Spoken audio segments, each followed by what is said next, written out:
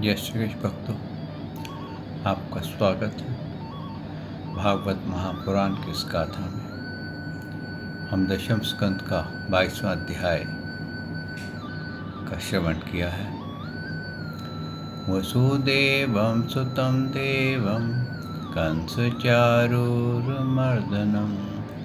देवकी परमानंदं श्री कृष्ण वंदे जगद्गुरु।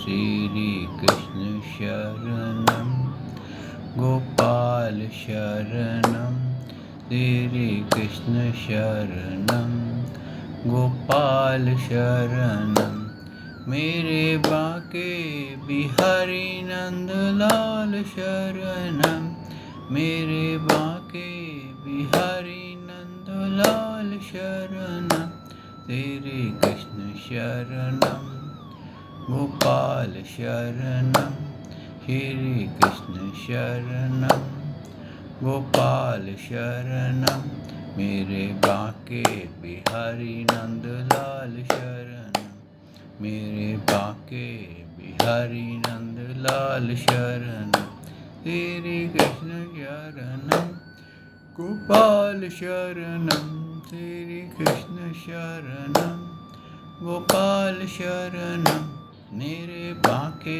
बिहारी नंदलाल शरणं मेरे बाके बिहारी नंदलाल शरणं श्री कृष्ण शरणं गोपाल शरणं श्री कृष्ण शरणं गोपाल शरणं मेरे बाके बिहारी नंदलाल शरणं। बोल भगवान श्री कृष्ण की जय। श्री नंद के लाला की जय। श्री देवकी नंदन श्री कृष्ण की जय। श्री द्वारकाधीश भगवान श्री कृष्ण की जय। बोल देवादिदेव पूर्ण ब्रह्म भगवान श्री कृष्ण की सदा ही जय। जय श्री कृष्ण भक्तों, आपका स्वागत है भागवत महापुराण में। भक्तों, हमने श्रवण किया कि भगवान ने कैसे भक्तों की मदद करते हैं। बाल लीला करते करते भी भगवान अपने भक्तों की त्रुटियां दूर कर देते हैं, क्योंकि भगवान ने गीता में कहा है, जो मेरी भक्ति करता है, सब कुछ का परित्याग करके केवल जो मेरी शरण में आ जाता है, उसके मैं उसको पापों से, सारे दुखों से, हर प्रकार से उसको मुक्त कर देता हूँ और अपने धाम का वासी बना देता हूँ, जिससे कि वो जीवन मृत्यु को सदा सदा के लिए पार हो जाता है। भक्तों, ये गाथा जो है बहुत गोपनीय गाथा है। इसको अगर ठीक से ना समझा जाए तो ये कामुक की तरफ ले जाती है, और इसको समझने के लिए कहते हैं किसी न किसी के अधीन होकर के, किसी अच्छे ज्ञानी के पास जाकर के इसको अच्छे से समझना चाहिए, तब भगवान की ये रहस्य में लीला समझ में आती है। नहीं तो कोई आपको ये गाथा गा के सुना रहा हो तो आपको क्या लगेगा, कोई छिछोरे होते हैं ना, नटखट बच्चे, वैसी शरारत भगवान करते थे। भगवान ने कभी भी ऐसा कोई भी कार्य नहीं किया जिससे कि उनका चरित्र या किसी मानव के नाम पे उनके कारण किसी को कलंक लगा। कहते हैं, यहाँ तक जिन गोपियों ने देखा कि हमारे वस्त्र निकल गए हैं, मतलब उठ नहीं है, वो गोपियों ने जब अपने आप को वस्त्रहीन देखा, जबकि मायावी वस्त्र उनके ऊपर थे, तो उन्होंने हाथ उठा करके भगवान को नमस्कार करते हुए भगवान से ही अपने अपराधों को क्षमा करने के लिए कहा। और जब वो क्षमा करने के लिए कहा तो भगवान ने कहा कि अब तुम मेरे अधीन हो, मेरे लिए सब कार्य कर रही हो, मुझे अपना तुमने सर्वस्व दे दिया है, तो मैं जो तुम्हारे मन में इच्छा है कि तुम मेरी पूजा करो। क्यों? तुम पति किस लिए बनाना चाहती हो? परमेश्वर बना करके पूजा ही करना चाहती हो। पति है ना, पति परमेश्वर।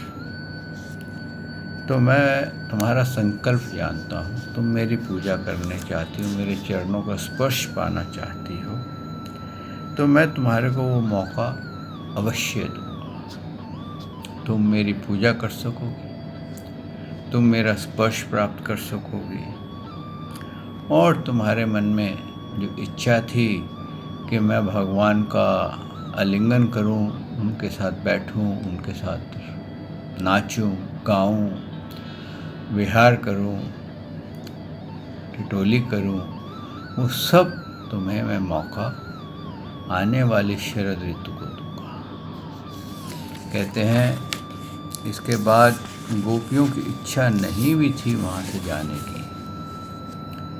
सुखदेव जी ने आगे ये चीज़ कही है कि परीक्षित भगवान की आज्ञा पाकर वह कुमारी यहाँ भगवान श्री कृष्ण के चरण कमलों का ध्यान करते हुए जाने की इच्छा ना होने पर भी बड़े कष्ट से व्रज में गई थी। यानी कि उनकी इच्छा नहीं थी, उनका इच्छा यही थी कि अभी हमारे को पूजा का मौका मिल जाए, हम अभी इनके चरणों को हाथ लगा लें, माथा टेक लें, ताकि मालूम नहीं अंदर से एक फीलिंग्स थी उनको कि शायद दोबारा मौका मिलेगा या नहीं मिलेगा, क्योंकि पिछले जन्म की उनको स्मृति नहीं थी कि वो इतना बड़ा करके आई हैं, तप करके आए हैं, ये ऋषि हैं, ये पुरुष थे। और देखिए इन्होंने पुरुष योनि को भी त्यागा, मोक्ष को भी त्यागा, और स्त्री योनि को स्वीकार किया, क्योंकि स्त्री योनि में मोह की मात्रा ज़्यादा होती है। और इसलिए उन्होंने भगवान को मोह से, मतलब प्रेम से, उनको जैसे बालक का प्रेम होता है, किस अपने भाई का प्रेम होता है, ऐसे ही उनको प्रेम में उनके अंदर ज़्यादा होता है, तो उसको उस तरह से वो उसके साथ विहार करना चाहते थे। लेकिन अब क्या था, उनको पता नहीं था, लेकिन अंदर से कहते हैं ना, पैटर्न्स जो होते हैं, माइंड पैटर्न, सेट पैटर्न्स होते हैं, वो आपको कंपेल करते हैं कि तुम ऐसा ही करो।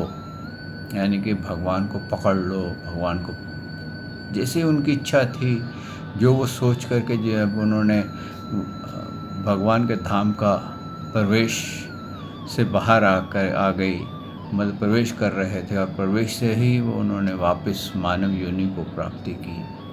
तो उस समय जो उनकी इच्छा थी कि हम भगवान से ऐसा करेंगे, ऐसा करेंगे, तो अंतःकरण में ना एक प्रकार के पैटर्न्स रहते हैं, ख्वाहिशात जिसको बोलते हैं ना, वो ख्वाहिशात आपके अंदर रह जाती है। वो ख्वाहिशात उनको पूरी करने की, कहते हैं ना, जोश आ रहा था कि हम अभी पूरी कर लेंगे, पता नहीं मौका मिले ना मिले, तो अभी तो भगवान हमारे काबू चढ़े हुए हैं। तो इस तरह से कहते हैं कि उनकी ना इच्छा होते हुए भी वो बड़ी मुश्किल से अपने मन को मार के वहाँ से व्रज लौटी थी कि लो आज अच्छा मौका मिला, भगवान भी काबू आ गए, और लेकिन फिर मछली की तरह फिसल गए। आगे सुखदेव जी कहते हैं, परीक्षित, एक दिन भगवान श्री कृष्ण बलराम जी और ग्वाल बालों के साथ कौवे चराते हुए सूर्य की किरणों की बहुत ही पखर हो रही थी, परंतु घने घने वृक्ष भगवान श्री कृष्ण के ऊपर छाते के काम कर रहे थे। भगवान श्री कृष्ण ने वृक्षों को छाया करते देखा। सतो कृष्ण, अंश, श्रीधामा, सुबल, अर्जुन, विशाल, ऋषभ, तेजस्वी, देव प्रसाद और वरुपत आदि ग्वाल वालों ने संबोधन करके कहा। यहाँ पर क्या है कि ये अगले दिन जो थे भगवान फिर गौएं लेकर के निकले, और गौवे लेकर के निकले तो जंगल में बहुत घाम हो रहा था, सूर्य बहुत प्रचंड था। तो उन्होंने वहाँ पर भगवान श्री कृष्ण से प्रार्थना की थी। आइए भक्तों, यहाँ पर भागवत महापुराण को आरंभ करते हैं। सच्चिदानंद रूपाय विश्वोत्पत्ते आदि हेतुवे तापत्रय विनाशाय श्रीकृष्णाय वयं नमो नमः। श्रीकृष्णाय वयं नमो नमः। श्रीकृष्णाय वयं नमो नमः। श्रीकृष्णाय वयं नमो नमः। श्रीकृष्णाय वयं नमो नमः। बोल देवादिदेव पूर्ण ब्रह्म भगवान श्री कृष्ण की सदा ही जय।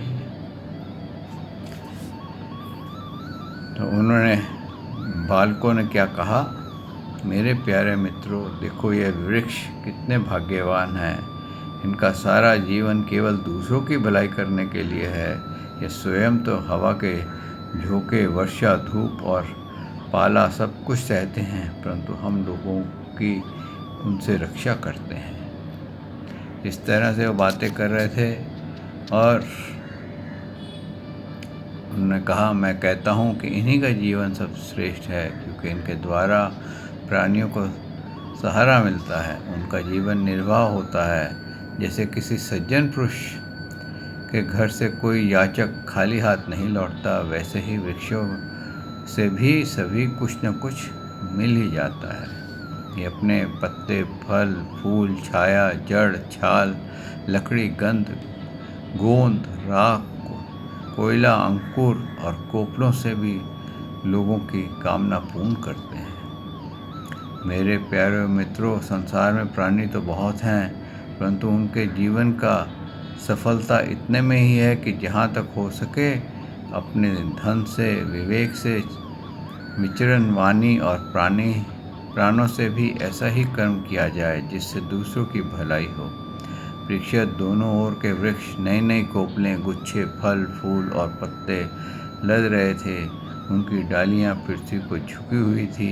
इस प्रकार भाषण करते हुए भगवान श्री कृष्ण उनके बीच में यमुना तट पर निकल आए।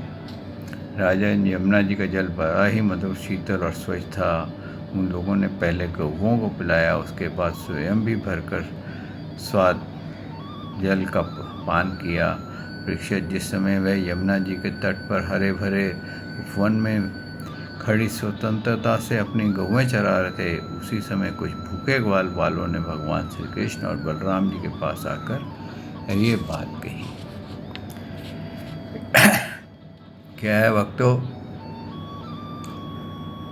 कि भगवान के साथ वो घूमते थे, भगवान के साथ जाते आते थे, तो गौवे चराते थे। अभी क्योंकि यमुना जी में उन्होंने, भगवान ने उसका जल अमृत में कर दिया था, लेकिन बालकों को ऐसा कभी नहीं लगा था कि ये भगवान है। उनको क्या लगता था, ये एक सर्वश्रेष्ठ ताकतवर मित्र हैं हमारे, और उनके साथ वैसे ही खेल खेलते थे। तो अब उन्होंने, और कोई भी इच्छा होती थी वो भगवान को कह देते थे, तो भगवान किसी न किसी रूप में उनकी इच्छा पूर्ण कर देते थे।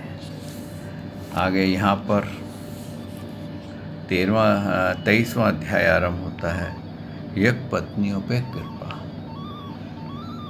ग्वाल वालों ने कहा, नायन अभिराम, बलराम, तुम बड़े पराक्रमी हो। हमारे चच्चोर श्याम सुंदर, तुमने बड़े बड़े दुष्टों का संहार किया है। उन्हीं दुष्टों के समान यह भूख भी हमें सता रही है, अतः तुम दोनों इसे भी बुझाने का कोई उपाय करो। यानी उनको भूख लगी थी और वहाँ पर जल वगैरह पी लिया, सब कुछ पी लिया। अब उनकी इच्छा भोजन करने की थी, फल खाने की थी। फल खाने की थी होती तो वन में बहुत सारे फल लगे हुए थे, लेकिन अब उनको इच्छा हो रही थी कुछ भोजन किया जाए।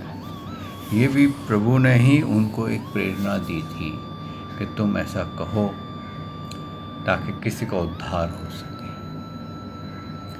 तो कहते हैं, सुखदेव जी कहते हैं, परीक्षित जब ग्वाल बालों ने देवकी नंदन भगवान श्री कृष्ण से इस प्रकार प्रार्थना की, तब उन्होंने मथुरा की अपनी भक्त ब्राह्मण पत्नियों पर अनुग्रह करने के लिए ये बात की। अब देखिए किन के लिए कि ये मथुरा के पास ही रहती थी और आज वो मथुरा के पास पहुंच चुके थे गौएं चराते चराते। अब ये यज्ञ पत्नियाँ कौन थी?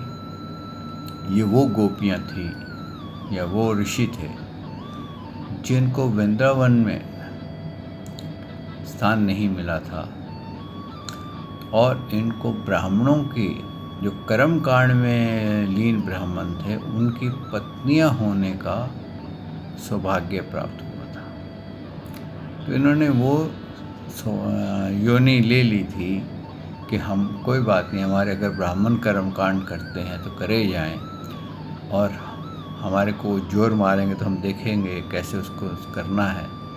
लेकिन अंतःकरण से ये भगवान के चिंतन में ही लगी रहती थी। तो भगवान की लीला ही सुनती थी कि आज भगवान ने पूतना को कैसे मारा, इन्होंने कैसे, और असुरों को कैसे मारा, आगासुर को कैसे मारा। ऐसे ऐसे ये उनकी लीलाएं सुनती थी। और वो लीलाएं जब सुनती थी तो इतनी ये ध्यान मगन हो जाती थी कि वो लीला इनको दिखने लग जाती थी, यानी कि इस हाइट ऑफ मेडिटेशन में चली जाती थी कि वो जो लीला भगवान कर चुके थे वो उनको साक्षात्कार रूप से दिखती थी और देख करके उसमें खो जाती थी। और उनके पति आकर के बोलते, उठो उठो, बहुत देर हो गई, अभी तक तुम वैसी की वैसी कठपुतली बनी बैठी हो, भोजन नहीं बनाना, मेरा अभी हवन का समय हो गया, हवन की सामग्री लानी है, तुम्हारे को ये लानी है। ये सब कुछ करते हुए भी मन वाणी शरीर से कभी इन्होंने भगवान को देखा नहीं था, लेकिन वो लीला इनको नज़र आती थी, भगवान नज़र आते थे उसी रूप में जिस रूप में भगवान थे, मोर मुकुट लगाए हुए, वनमाला पहने हुए, मुंह पे कलर लगाए हुए, बांसुरी बजाते हुए, बालकों के साथ जाते हुए, गौओं के साथ घूमते हुए, इनको बिल्कुल जो वृंदावन की गोपियाँ थी उन्हीं की तरह इनको भी पूरा भगवान का दर्शन होता था। ये भी भगवान से कहते हैं ना, ऑन साइट जुड़ चुकी थी, लाइन ऑफ साइट बोलते हैं, उसमें जुड़ चुकी थी। तो ये इतना जुड़ चुकी थी कि ये भगवान के साक्षात्कार करती थी। तो वहाँ पर भगवान श्री कृष्ण ने कहा कि थोड़ी दूर वेदवादी ब्राह्मण स्वर्ग की कामना से अंगिरस नामक यज्ञ कर रहे हैं। क्यों? उन ब्राह्मणों को क्या था कि स्वर्ग जो है सबसे उच्च स्थान है। बहुतों को होता है कि स्वर्ग से बड़ा कुछ नहीं है, आनंद करेंगे वहाँ पर जाके, और ये नहीं मालूम कि स्वर्ग तो बहुत छोटी सी जगह है। जैसे आप बोलो हिंदू यहाँ पर अर्थ पे, आप स्विट्ज़रलैंड बोलो स्वर्ग है, तो आप वहाँ पर कितनी देर रह लेंगे, क्योंकि आप वहाँ के वासी नहीं हैं। आप जब जाएंगे 1 महीना रहेंगे, 2 महीना रहेंगे, उसके बाद आपको लौटना पड़ेगा। ऐसे ही स्वर्ग में जो जाता है वो अपने पुण्यों का बंडल बांध के बैलेंस ले जाता है। जैसे पुण्य का बंडल समाप्त होता है वो स्वर्ग से निकाल दिया जाता है। तो ये ब्राह्मणों को भगवान के बारे में नहीं पता था, उनको कर्म कांड के बारे में बहुत कुछ आता था और ये कर्म कांड में ही बिलीव करते थे। तो उन्होंने क्या कहा, उन्होंने कहा कि वहाँ जाओ और जाकर के तुम लोग मेरे बड़े भाई भगवान बलराम जी का और मेरा नाम लेकर कुछ थोड़ा सा भात भोजन की सामग्री मांग लाओ। जब भगवान ने ऐसी आज्ञा दी तब ग्वालवाल उन ब्राह्मणों की यज्ञशाला में गए। उन्होंने भगवान की आज्ञा के अनुसार ही अन्न मांगा। पहले उन्होंने पृथ्वी पर गिरकर दंडौत प्रणाम किया और फिर हाथ जोड़ कर के कहा, पृथ्वी के मूर्तिमान देवताओं ब्राह्मणों, आपका कल्याण हो। आपसे निवेदन है कि इस व्रज के ग्वाले हैं हम, भगवान श्री कृष्ण और बलराम की आज्ञा से हम आपके पास आए हैं, आप हमारी बात सुने।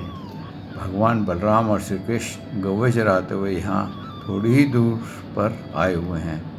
उन्हें इस समय भूख लगी है और वह चाहते हैं कि आप लोग उन्हें थोड़ा सा भात दे दें।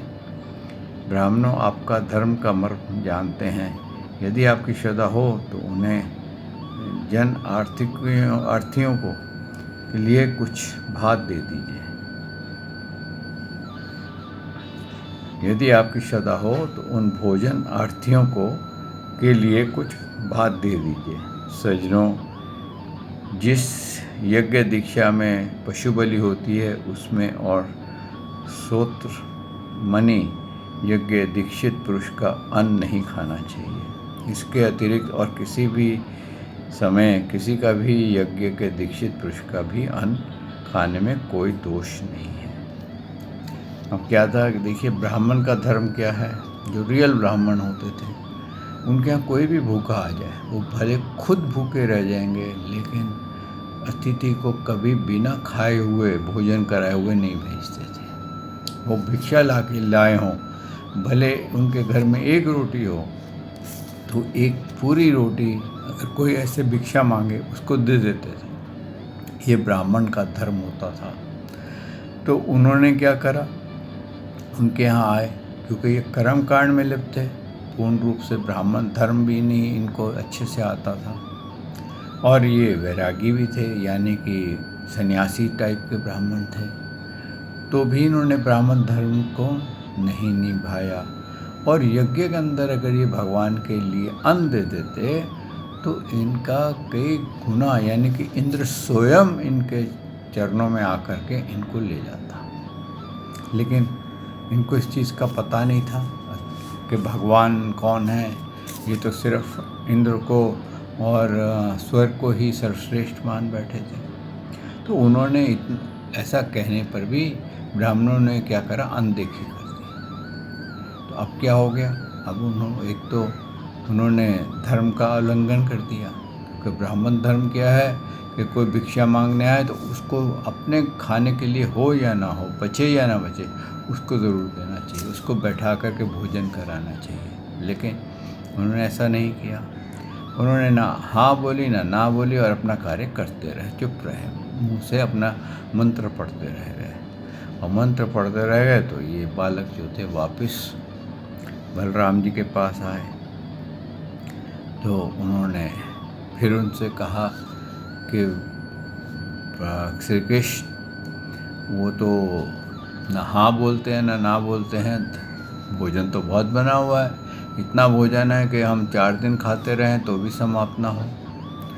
तो भगवान श्री कृष्ण ने कहा, अच्छा ऐसा करो, तुम इस बार क्या करना कि यज्ञ तो घर के अगली तरफ आगे की तरफ हो रहा है ना, तुम पीछे आंगन में चले जाना, वहाँ यज्ञ पत्नियाँ हैं, इनकी पत्नियाँ वहाँ हैं, और वो मेरा चिंतन बहुत करती हैं, मेरी लीलाएं देखती रहती हैं, हर वक्त मेरे रूप का चिंतन में खोई रहती है, और उनको मालूम है कि मैं कौन हूँ। इस बार तुम पीछे जा कर के उनसे मांगना, पिछले आंगन में न जाना, बल्कि उनके आंगन के बैक साइड में, बैकयार्ड जिसको बोलते हैं, उसके पीछे चले जाना। तो वो बालक जो थे वहाँ गए और यज्ञ पत्नियों को फिर वैसे ही कहा कि यहाँ पर बलराम और कृष्ण आए हुए हैं और वो भूखे भी हैं और हमारे को कुछ भोजन चाहिए। अब उनका ये कहना ही था कि यज्ञ पत्नियों ने फटाफट अपना 4 प्रकार का भोजन बांध लिया और चलने लगी। जैसे ही चलने लगी तो ब्राह्मणों ने आकर उनको रोक लिया कि तुम कहाँ जा रही हो। तो कई जो पत्नियां थी वो तो उनका रोकने से उन्होंने उल्लंघन कर दिया, वो तो चली गई। कुछ एक थी, उनको ज़बरदस्ती रोक दिया उनके पतियों ने, क्योंकि वो स्ट्रॉन्ग थे, तो वो वहाँ पर वहीं अंदर ही बैठ गई और बोले, अच्छा ये शरीर नहीं जा सकता ना, तो हम जाती हैं। ऐसे कह कर के वो समादिष्ट हो गई और मन से वहाँ चली गई। वहाँ जाकर के क्या देखा कि भगवान जो हैं वो बिल्कुल वैसे ही हैं। मोर मुकुट धारण किया हुआ है, वनमाला है, पीताम्बर धारण किया हुआ है, हाथों में बंसरी है और उनका बहुत ही मोहिनी रूप है। तो वहाँ जा कर के उन्होंने ब्राह्मण पत्नियों ने कहा, अंतर्यामी श्याम सुंदर, आपकी यह बात निष्ठा से पूर्ण है कि आपने हमें सेवा करने का मौका दिया है। तो ब्राह्मण पत्नियों ने उनसे कहा कि आप अंतर्यामी हैं और हम आपका साक्षात करने आई हैं। तो भगवान ने कहा, महाभाग्यवती देवियों, तुम्हारा स्वागत है, आओ बैठो, कहो हम तुम्हारा क्या स्वागत करें। तुम लोग हमारे दर्शन की इच्छा से यहाँ आई हो। यह तुम्हारे जैसे प्रेम पूर्ण हृदय वाले के योग्य ही है। यानी कि उसको दर्शन हो सकते हैं जो प्रभु से सच्चा प्रेम करे।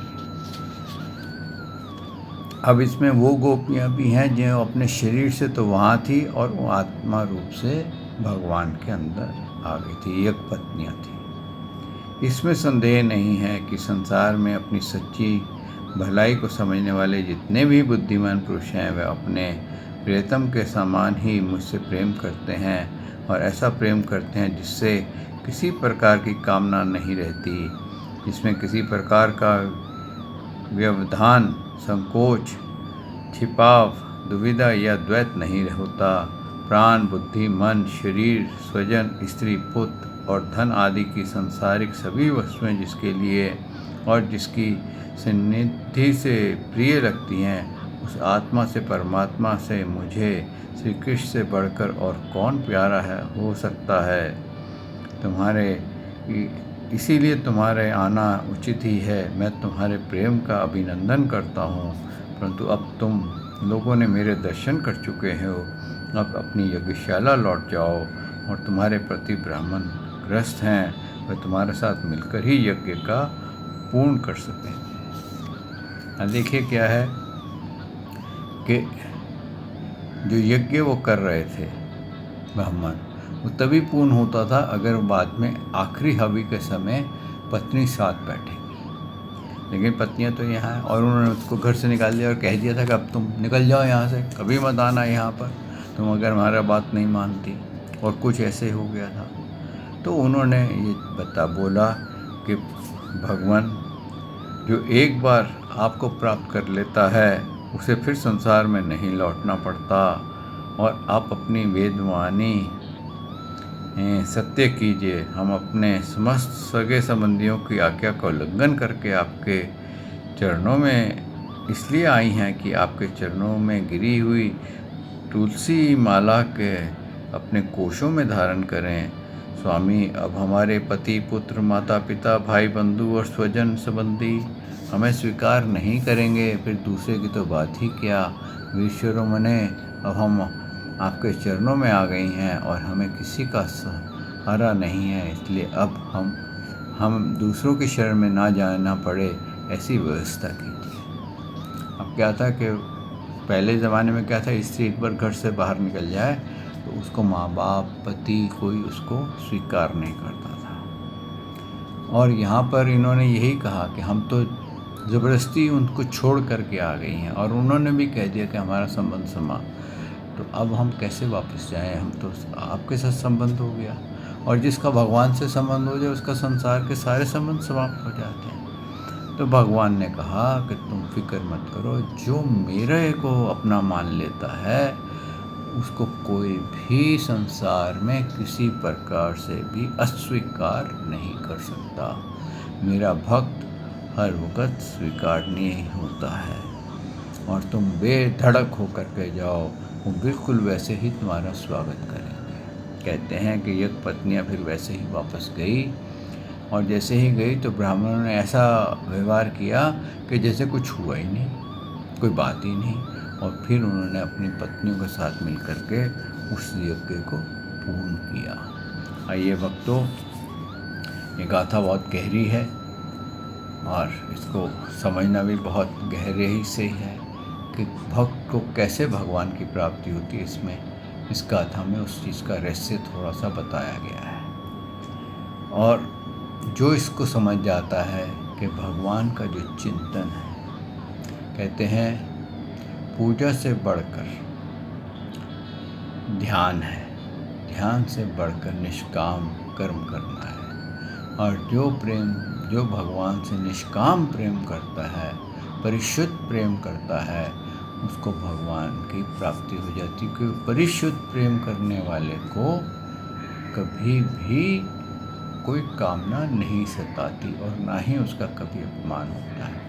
कहते हैं ना, जब हम संसार में भटक रहे थे तो अनेकों शत्रु थे, लेकिन जब से हमने प्रभु की शरण में आए हैं, भगवान श्री कृष्ण की शरण में आए हैं, तो सारा संसार अपना हो गया है। आइए भक्तों, आज यहाँ वाणी को विश्राम देते हैं।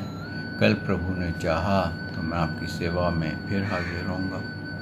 श्री कृष्ण शरणम गोपाल शरणम, श्री कृष्ण शरणम गोपाल शरणम, मेरे बांके बिहारी नंदलाल शरणम, मेरे बांके बिहारी नंदलाल शरणम, श्री कृष्ण शरणम गोपाल शरणम, श्री कृष्ण शरणम गोपाल शरणम, मेरे बांके बिहारी नंदलाल शरणम, मेरे बांके बिहारी नंदलाल शरणम। बोल भगवान श्री कृष्ण की जय, हे नंद के लाला की जय, हे देवकी नंदन श्री कृष्ण की जय, श्री द्वारकाधीश भगवान श्री कृष्ण की जय। बोल देवादिदेव पूर्ण ब्रह्म भगवान श्री कृष्ण की सदा ही जय। जय श्री कृष्ण भक्तों।